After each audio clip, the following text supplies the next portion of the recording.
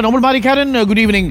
KCBCയുടെ circular ഉണ്ടായിരുന്നു, ദീപിക മുഖപത്രത്തിൽ ലേഖനം എഴുതിയിരുന്നു. അതൊന്നും വകവയ്ക്കാതെയാണ് ഇപ്പോൾ കോൺഗ്രസും CPM ഒരുമിച്ച് എല്ലാ പ്രതിപക്ഷ കക്ഷികളും നാളെ ലോക്സഭയിൽ വഖഫ് ബില്ലിനെ എതിർക്കാൻ തീരുമാനിച്ചിട്ടുള്ളതെന്ന് അറിയുന്നു. നാളെ വഖഫ് ബില്ല് ലോക്സഭയിൽ എത്തുമ്പോൾ എന്തായിരിക്കും പ്രതിപക്ഷ കക്ഷികളുടെ നീക്കം? അരുൺ, വഖഫ് ഭേദഗതി ബിൽ നാളെ ലോക്സഭയിൽ എത്തുകയാണ്. 12 മണിക്ക് ബില്ല് ലോക്സഭയിൽ വെക്കും. അതിനു പിന്നാലെ 8 മണിക്കൂർ ചർച്ചയാണ് ഇപ്പോൾ സർക്കാർ നിശ്ചയിച്ചിരിക്കുന്നത്.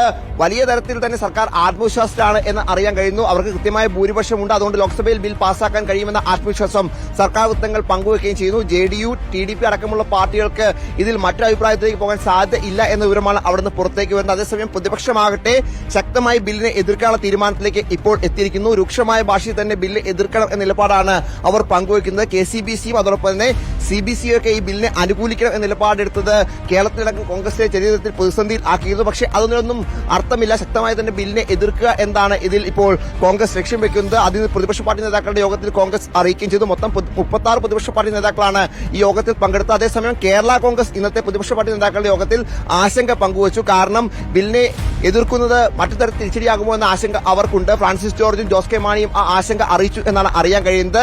BJP ആകട്ടെ ബില്ലിൽ അത്തരത്തിൽ ഒരു ഭാഗത്തെയും ലക്ഷ്യം വെക്കുന്ന ഒന്നും ഇല്ല എന്നാണ് ആവർത്തിച്ച് വ്യക്തമാക്കുന്നത്. ഇന്നിപ്പോൾ BJPയുടെ സംസ്ഥാന അധ്യക്ഷൻ രാജീവ് ചന്ദ്രശേഖർ നേരിട്ട് ഇതിൽ അത്തരത്തിൽ പ്രതികരണവുമായി എത്തുകയും ചെയ്തു. എന്താണെങ്കിലും നാളെ ബില്ല് ലോക്സഭയിൽ വലിയ ബഹളത്തിന് വഴിവെക്കുമെന്ന കാര്യത്തിൽ യാതൊരു സംശയവുമില്ല. MPമാരുടെ സസ്പെൻഷൻ അടക്കമുള്ള കാര്യങ്ങളിലേക്ക് പോകുമ്പോൾ എന്താണ് മറ്റൊരു പ്രധാനപ്പെട്ട ആശങ്ക. മുൻപ് പല ഘട്ടങ്ങളിലും വലിയ പ്രതിഷേധങ്ങൾ ഉണ്ടായപ്പോൾ MPമാരെ സസ്പെൻഡ് ചെയ്ത് ബില്ലുകൾ പാസ്സാക്കിയ ചരിത്രം പാർലമെന്റിലുണ്ട്. എന്താണെങ്കിലും അത്തരത്തിലുള്ള നടപടികളിലേക്ക് സർക്കാർ പോകുമോ എന്ന് പ്രധാനപ്പെട്ടതാണ്. എന്താണെങ്കിലും അത്തരത്തിൽ വലിയ പ്രതിഷേധത്തിൽ തന്നെയായിരിക്കും നാളെ സാക്ഷ്യം വഹിക്കാൻ പോകുന്നത്. അതേസമയം ഇന്നിപ്പോൾ ഈ നാളത്തെ ബില്ലെത്തുന്ന പശ്ചാത്തലത്തിൽ പ്രതിപക്ഷവും അതോടൊപ്പം ഭരണപക്ഷവും മുഴുവൻ MPമാർക്കും സഭയിൽ എത്തണമെന്ന് കാണിച്ചുകൊണ്ട് വിപ്പ് നൽകിയിട്ടുണ്ട്. CPM ആകണമെങ്കിൽ പാർട്ടി കോൺഗ്രസിൽ നിന്ന് വിട്ടുനിന്നുകൊണ്ട് MPമാരോട് സഭയിൽ എത്തി ബില്ലിനെതിരെ വോട്ട് ചെയ്യാനും സംസാരിക്കാനുമാണ് ഇപ്പോൾ വ്യക്തമാക്കിയിരിക്കുന്നത്. അത്തരത്തിൽ പ്രതിപക്ഷം ബില്ലിനെ എതിർക്കാനും ഭരണപക്ഷം ബിൽ നാളെ തന്നെ ലോക്സഭയിൽ പാസ്സാക്കണം നീക്കമാണ് നടത്തിക്കൊണ്ടിരിക്കുന്നത്. എന്താണെങ്കിലും നാളെ ബില്ല് 12 മണിക്ക് ലോക്സഭയിൽ എത്തും. അരുൺ.